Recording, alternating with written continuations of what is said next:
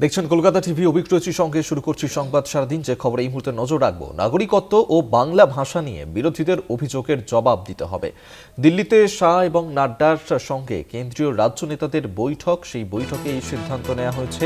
আর কোন কোন বিষয় উঠে এলো এই বৈঠকে, আমরা এই নিয়ে আরো বিস্তারিত জানবো। নিউজরুম থেকে এই মুহূর্তে সরাসরি রয়েছেন আমাদের সঙ্গে আমাদের বিশেষ প্রতিনিধি অঞ্জন রায়। অঞ্জনদা, আজকে যে বৈঠক হলো সেই বৈঠকে আর কোন কোন বিষয়গুলো উঠে এলো?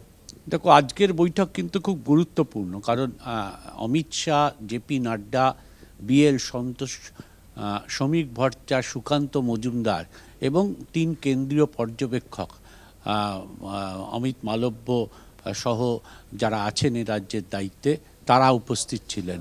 ফলে বোঝাই যাচ্ছে যে আজকের বৈঠকটা ছিল খুব গুরুত্বপূর্ণ এবং পার্লামেন্ট হাউসেই অমিত শাহর ঘরেই বৈঠকটা চলে দীর্ঘ সময়। সেখানে যে বিষয়গুলো নিয়ে আলোচনা হয়েছে তার মধ্যে অবশ্যই রাজ্যের আইন শৃঙ্খলা পরিস্থিতি যেমনি এসছে, তেমনি এই রাজ্যের বিভিন্ন দুর্নীতির ইস্যু যেমনি এসছে, সেই সঙ্গে সঙ্গে ভাষা, নাগরিকত্ব বিষয়টাও কিন্তু এসছে। পরিষ্কারভাবে কেন্দ্রীয় নেতৃত্ব অর্থাৎ অমিত শাহ, জেপি নাড্ডা বলে দিয়েছেন যে তৃণমূল সহ অন্যান্য রাজনৈতিক দল যে ভাষা এবং নাগরিকত্ব নিয়ে আক্রমণ করছে, ঠিক পাল্টা জবাব দিতে হবে এবং জবাবের ক্ষেত্রে প্রকৃত কি চাইছে বিজেপি সেটাকে তুলে ধরতে হবে।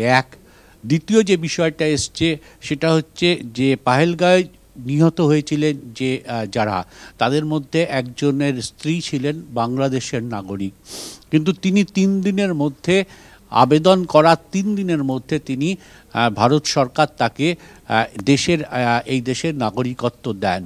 এই ঘটনাকে সামনে নিয়ে আসতে হবে। প্রয়োজনে এই মহিলার বক্তব্যকে নিয়ে প্রচারে যেতে হবে।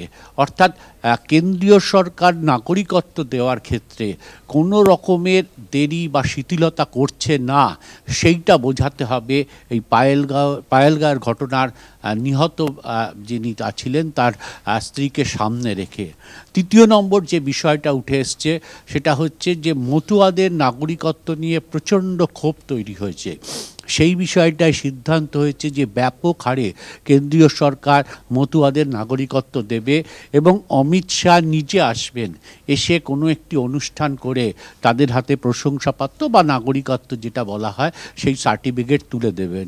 এবং শেষে যেটা কেন্দ্রীয় অমিত শাহ এবং জেপি নাড্ডা আশ্বাস দিয়েছেন যে ২৬-এর ইলেকশনের আগে ভোটার তালিকা সম্পূর্ণভাবে সংশোধিত হবে।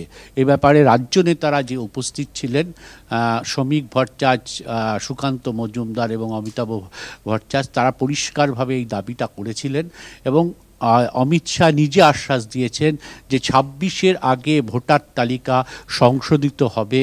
যারা ডুপ্লিকেট নাম বা মৃত ব্যক্তি হিসাবে আছে তাদের নাম ভোটার তালিকা থেকে বাদ যাবে। এই ব্যাপারে রাজ্য নেতৃত্বের আশ্বাস দিয়েছেন। সেই সঙ্গে অবশ্যই নতুন রাজ্য কমিটি এই রাজ্যে গঠিত হবে।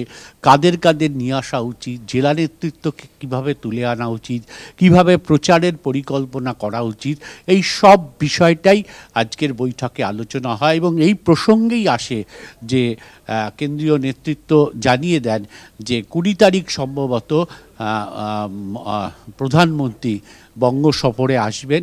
সেটা নির্দিষ্ট হয় যে দমদমের কোথাও একটা জায়গায় তার একটা জনসভা হবে এবং কেন্দ্রীয় সরকারের কিছু সরকারি প্রোগ্রামও হবে।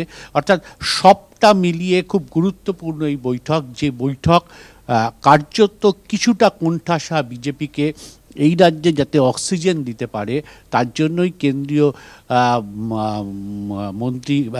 অমিত শাহ এবং জেপি নাড্ডা বসেছিলেন। তবে আজকে কিন্তু বিজেপির সাংসদদের সঙ্গে বৈঠকটা হয়নি। ঠিক হয়েছে এই বৈঠক পরে করবেন অমিত শাহ। আপাতত নেতৃত্বের এই কজনের সঙ্গে, ৩ জনের সঙ্গে বৈঠক করে একটা স্ট্রিম লাইন করে দিয়েছেন যে এইভাবেই এগোতে হবে কালকে থেকে ২৬-এর ইলেকশন পর্যন্ত। ধন্যবাদ। আমরা কথা বলছিলাম, সরাসরি নিউজরুম থেকে ছিলেন বিশেষ প্রতিনিধি অঞ্জন রায়।